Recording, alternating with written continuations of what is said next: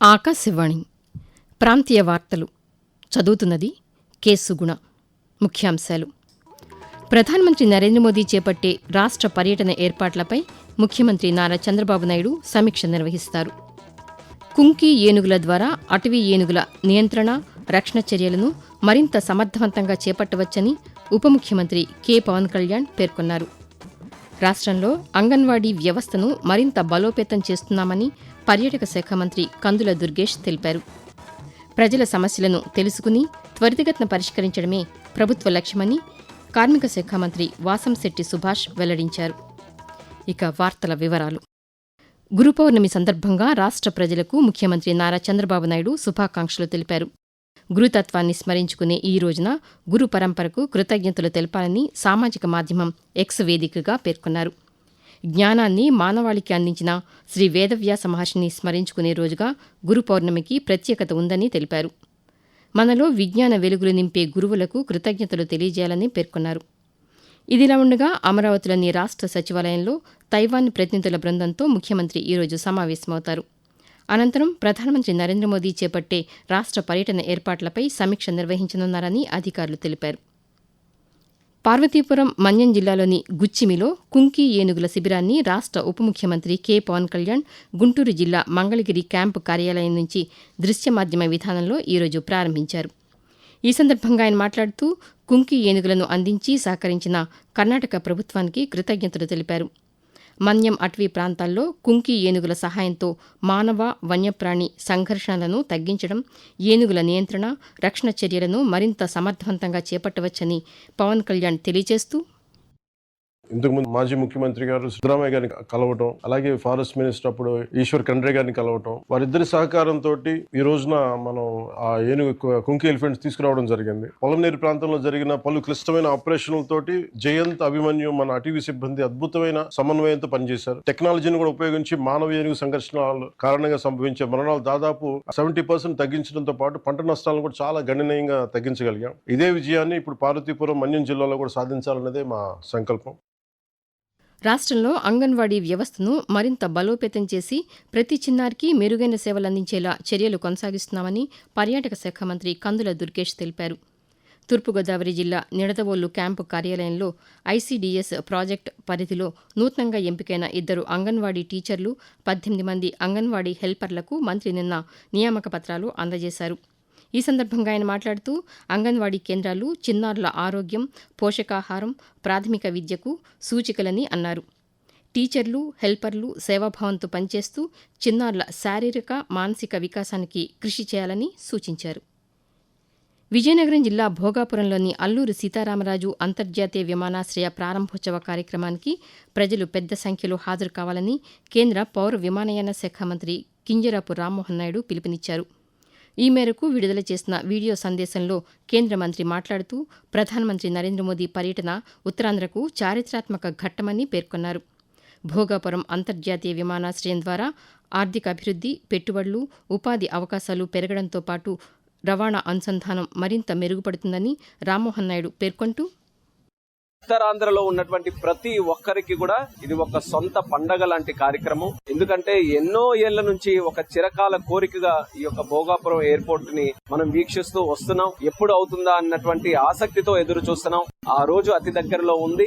ఆ కార్యక్రమానికి ప్రతి ఒక్కరు కూడా సహకరించాలి, అందరూ కూడా పాల్గొనాలి, విజయవంతం చేయాలని మీ అందరికీ కూడా ఇక్కడ కోరుకుంటున్నాను. ఈ ఎయిర్పోర్ట్ వల్ల వేలాది మందికి, మన ఉత్తరాంధ్రలో ఉన్నటువంటి పిల్లలకి అందరికీ కూడా మంచి ఉద్యోగ అవకాశాలు రాబోతున్నాయి. ప్రజల సమస్యలను తెలుసుకుని త్వరితగతిన పరిష్కరించడమే ప్రభుత్వ లక్ష్యమని రాష్ట్ర కార్మిక శాఖ మంత్రి వాసంశెట్టి సుభాష్ అన్నారు. డాక్టర్ బిఆర్ అంబేద్కర్ కోనసీమ జిల్లా రామచంద్రాపురంలోని క్యాంపు కార్యాలయంలో నిర్వహించిన ప్రజా దర్బార్లో ఆయన ఈరోజు పాల్గొని ప్రజల నుంచి వినతి పత్రాలు స్వీకరించారు. ఈ సందర్భంగా మొత్తం 42 అర్జీలు అందగా వాటిలో రేషన్ కార్డులు, కొత్త పింఛన్లు, ఇళ్ల స్థలాల కేటాయింపు, రహదారులు, తాగునీటి సమస్యలు, సంక్షేమ పథకాల అమలుకు సంబంధించిన వినతులు ఉన్నాయని తెలిపారు. ప్రతి అర్జీని పరిశీలించి అర్హుల సమస్యలను వేగంగా పరిష్కరించాలని సంబంధిత అధికారులను ఆదేశించామని మంత్రి వివరించారు. ఆకాశవాణి ప్రాంతీయ వార్తలు వింటున్నారు.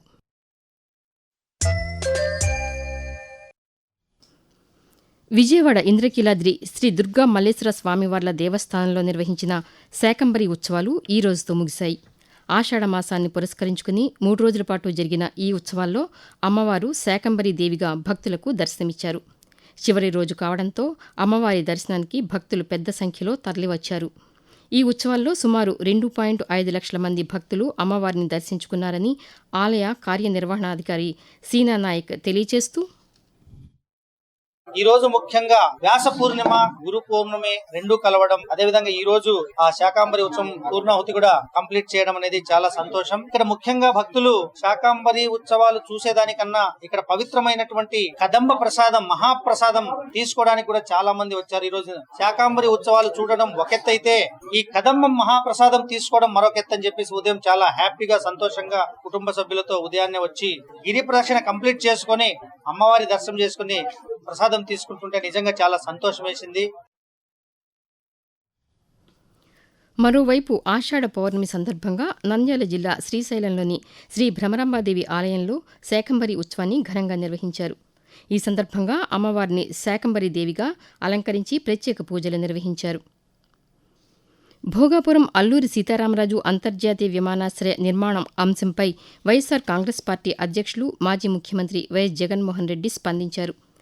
2019కి ముందు శంకుస్థాపన మినహా పెద్దగా పురోగతి సాధించలేదని, విమానాశ్రయ నిర్మాణంలో కీలకమైన భూసేకరణ, పునరావాసం, అనుమతులు, మౌలిక సదుపాయాల కల్పన వంటి ప్రధాన పనులన్నీ తమ ప్రభుత్వ హయాంలోనే పూర్తయ్యాయని ఈరోజు సామాజిక మాధ్యమం ఎక్స్ వేదికగా పేర్కొన్నారు.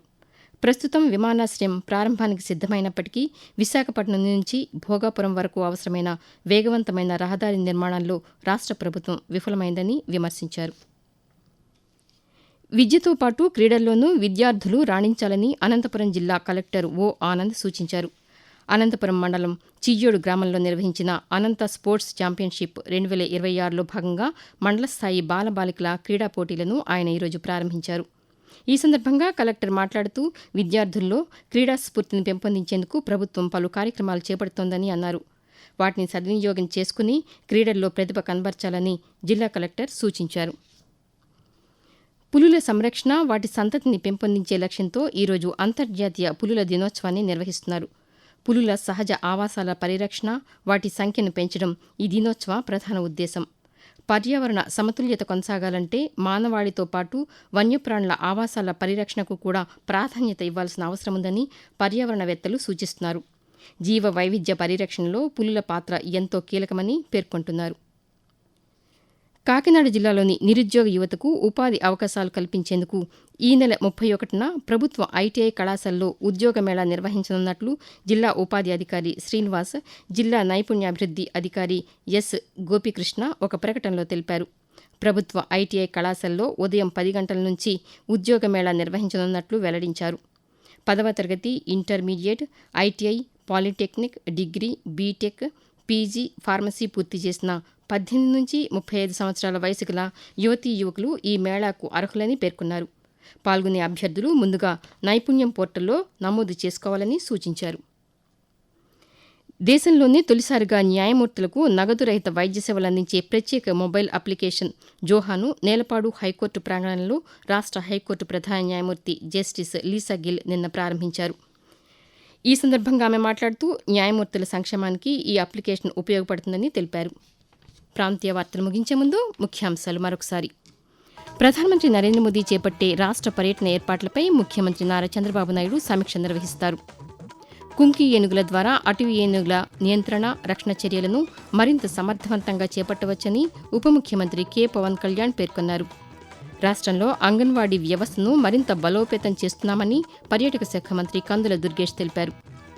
ప్రజల సమస్యలను తెలుసుకుని త్వరితగతిన పరిష్కరించడమే ప్రభుత్వ లక్ష్యమని కార్మిక శాఖ మంత్రి వాసంశెట్టి సుభాష్ వెల్లడించారు. ఆకాశవాణి ప్రాంతీయ వార్తలు ఇంతటితో సమాప్తం.